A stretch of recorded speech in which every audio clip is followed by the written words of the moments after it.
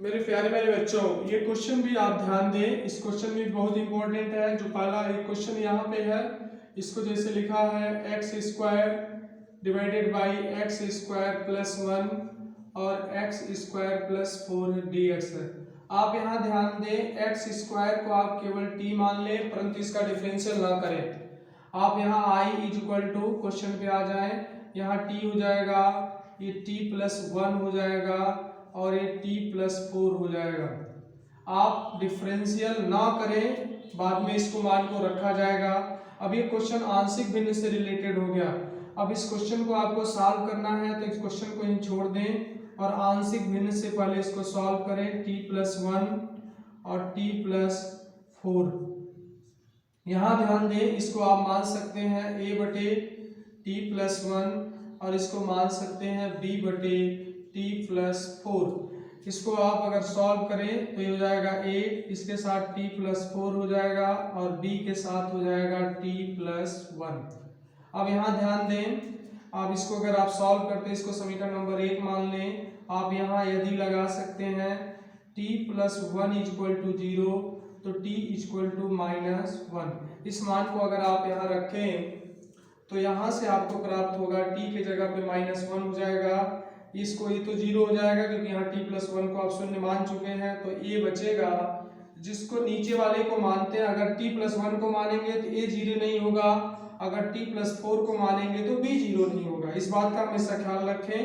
अब यहाँ पे t का मान आप रख सकते हैं -1 प्लस 4, तो आप जानते हैं 4 में से घट जाएगा 3 होगा, यानी 3a, तो a की जो वैल्यू होगी वो -1/3। a का मान आपने निकाल लिया। अब b के मान को निकालने के लिए आप पुनः यदि t प्लस 4 को आप 0 मान सकते हैं, तो t इज इक्वल टू आपका हो जाएगा -4। इसी मान को आप यहाँ रख दें, तो t की वैल्यू आप रखेंगे क्या, -4 रखेंगे और a ये तो 0 हो जाएगा। b t की वैल्यू को आप -4 प्लस 1 यानी -4, यहाँ पे आप -3 भी लिख सकते हैं। रेड कैंसिल हो गया, b इक्वल टू 4/3। ये किसकी वैल्यू हो जाएगी, b की वैल्यू हो जाएगी। a और b की वैल्यू को प्राप्त करने के बाद आप अपने प्रश्न में चले जाएं।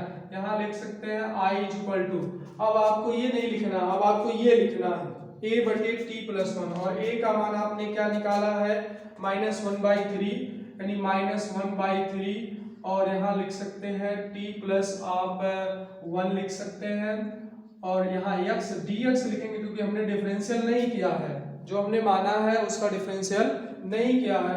और b की वैल्यू आप ये लिखेंगे, b की जो वैल्यू है 4/3 लिखेंगे और यहाँ लिखेंगे t प्लस 4। अब यहाँ पे आप ध्यान दें, -1/3 बाहर आ जाएगा और यहाँ पे आप ख्याल करेंगे, आप t का मान रख दीजिए क्योंकि हमने माना नहीं, तो t का मान क्या रखना, एक्स स्क्वायर।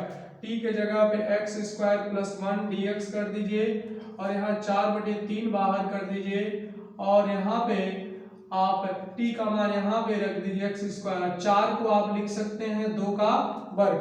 अब ये सूत्र आप जानते हैं और ये सूत्र होता है tan इनवर्स का, और tan इनवर्स का सूत्र होता है, आप इस सूत्र को ध्यान दें। ये फार्मूला जो है आपका, ये जो फार्मूला होता है, ये फार्मूला है a square plus x square dx। ये सूत्र होता है 1/a tan इनवर्स x/a। इस बात का ख्याल करें और इसमें आपको ध्यान देना है, तो यही सूत्र होगा tan इनवर्स x/a। a का मतलब 1 हो जाएगा प्लस 4/3, 1/a होता है, a का मान यहाँ 2 हो जाएगा, tan इनवर्स x/a का मान आपका 2 हो जाएगा। आपका ये फाइनल आंसर होगा -1/3 tan इनवर्स x प्लस 2 दूना 4 यानी 2/3 tan inverse x/2 plus c। ये आपका इसका फाइनल आंसर होगा, यानी i इज इक्वल टू, ये आपको फाइनल आंसर आपके ब्लैक बोर्ड की स्क्रीन पर दिखाई दे रहा है। उसके बाद एक क्वेश्चन और आपका है जो बहुत इंपॉर्टेंट है। इस प्रश्न में आपको एक चीज ध्यान देना है कि जब आपको कोई चीज ऐसा दिया हो जिसका अंश एक घात का हो और हर दो घात का हो, यानी हर दो घात समीकरण हो और अंश एक घात का हो, और उसमें आपको जो है वैसे से ये क्वेश्चन है, इसी क्वेश्चन को सॉल्व किया जा रहा है। इसमें अंश एक घात का है और हर दो घात का है, और इसको t मानने से ये नहीं आ रहा है। इसको जब आप t मानेंगे तो क्वेश्चन नहीं आएगा। तो इसके हिसाब से आपको एक चीज ख्याल करना है कि आप इस जब प्रश्न को सॉल्व करें तो आपको पहले नियम क्या है इसका कि अंश, एक नियम है इसका, अंश बराबर a dy dx her plus b। अंश क्या है आपका 2x प्लस 3 है, और हर का डिफरेंशियल करेंगे, हर क्या है आपका x square plus 4x plus 1 plus b। जब इसका आप डिफरेंशियल करेंगे तो ये हो जाएगा 2x plus 3 is equal to a x square का डिफरेंशियल 2x और 4x का 4 प्लस b। यहाँ से आप 2x plus 3 is equal to इसका इसमें मल्टीप्लाई कर सकते हैं 2ax plus 4a plus b। x का कंपेरिजन x के साथ कर सकते हैं, तो 2ax is equal to 2x, x से x कैंसिल हो जाएगा, 2 से 2 कैंसिल हो जाएगा, a का मान आपका 1 आ जाएगा। अब ध्यान दें, इसके बाद 4a plus b is equal to आपका 3 हो जाएगा, क्योंकि यहाँ भी x नहीं है, इसमें भी x नहीं है।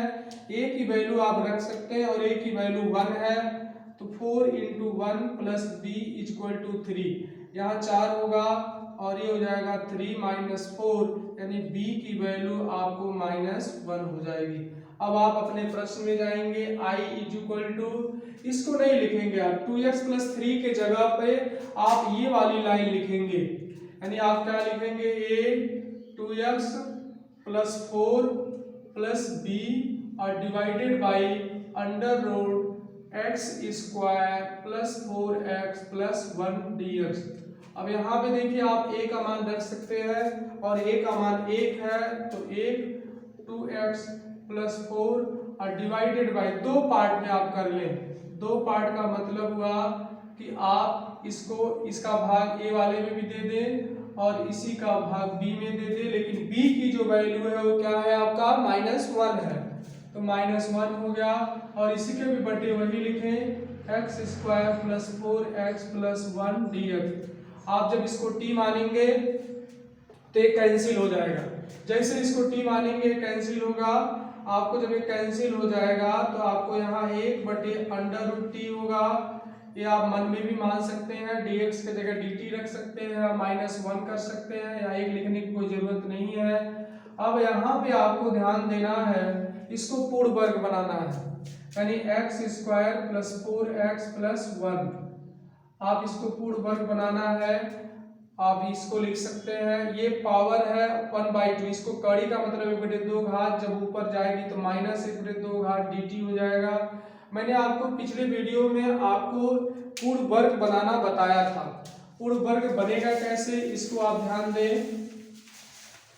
जैसे आपको इसको पूर्ण वर्ग बनाना है, ये यहाँ पॉइंट आप ध्यान दें, यानी x square plus 4x plus 1 को आपको पूर्ण वर्ग बनाना है, तो पहला का वर्ग 2 गुणे पहला गुणे दूसरा क्या होता है 4 का आधा होता है, 4 का आधा क्या होगा 2 होगा, 2 का वर्ग जोड़ दीजिए, 2 का वर्ग घटा दीजिए, साथ में 1 भी लिख दीजिए, ये इतना आपका हो जाएगा x प्लस 2 का होल स्क्वायर, -4 में से 1 घट जाएगा आपका 3 होगा। 3 किसी संख्या का वर्ग नहीं होता है, तो इसे आप √3 लिख सकते हैं।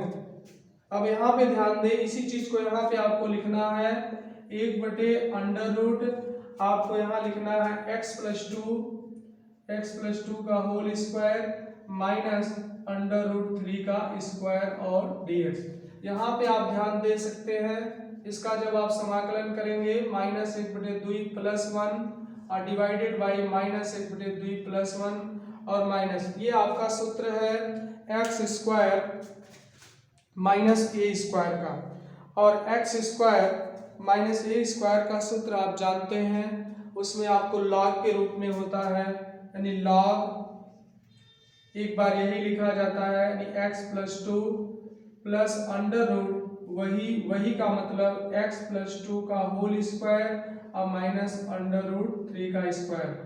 आपका यहाँ से 2 एकड़ 2 में से 1 घट जाएगा, t पर 1/2 होगा, ये भी 1/2 होगा, माइनस लॉग आपका x प्लस 2 और प्लस अंडर रूट। जब इस पॉइंट को आप सॉल्व करेंगे, x प्लस 2 का whole square minus under root 3 square को सॉल्व करेंगे तो यही आएगा, जो क्योंकि इसी को सॉल्व करते हुए आपने इसको प्राप्त किया है। तो अगर ये आ जाए तो इसको आप ये लिख सकते हैं x स्क्वायर प्लस 4x धन 1। यहाँ पे आप लिख सकते हैं x square plus 4x plus 1। अब यहाँ पे ये ऊपर चला जाएगा, आपका 2 अंडर रूट t हो जाएगा और माइनस लॉग x प्लस 2 और प्लस अंडर रूट आपका x square plus 4x plus 1।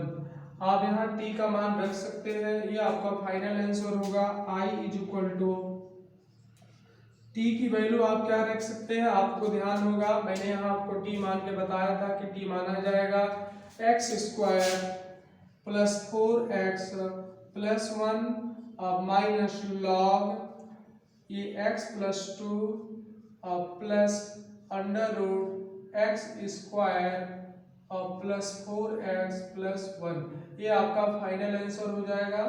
इस फाइनल आंसर में इस क्वेश्चन को आप ध्यान से देख लें और इसको अपने मन में कंठस्थ कर लें। इस प्रकार के कई क्वेश्चन हैं जो आपको इससे सवाल सॉल्व करके उसका अभ्यास कर सकते हैं। आप इस वीडियो को सब्सक्राइब करें, लाइक करें। धन्यवाद।